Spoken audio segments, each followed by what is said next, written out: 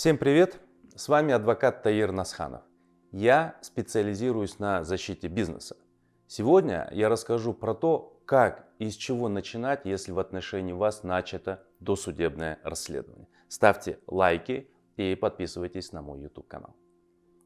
У нас сейчас не проводится доследственная проверка, как это было до 1 января 2015 года, то есть до вступления в законную силу последнего УПК.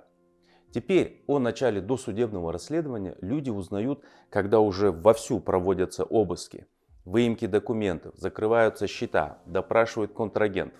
Но можно определить признаки, по которым становится ясно, что уголовное дело уже есть. Об этом могут свидетельствовать запросы из банков, органов государственных доходов.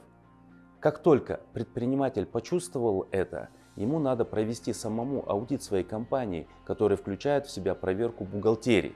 Причем лучше вызвать со стороны и такого человека, который заточен на таких проверках. Вместе с ним надо провести и юридический аудит, когда адвокат, специализирующийся на экономических уголовных делах, проверяет документацию, так как потом на нее будет смотреть следователь через свою призму обвинения.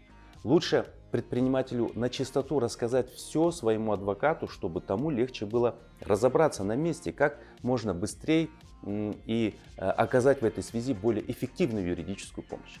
Предприниматель уже после аудита бухгалтерии и юридических бумаг должен привести свою документацию в порядок. Лучше все отсканировать, а сервер перевести за территорию офиса.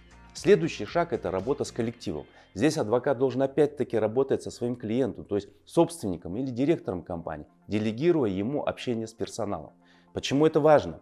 Дело в том, что сильных адвокатов следователь будет пытаться исключить из дела различными нелегитимными методами. Найдут причину типа принуждения к даче заведомо ложных показаний, где сотрудник будет говорить, что ему якобы так приказал говорить адвокат.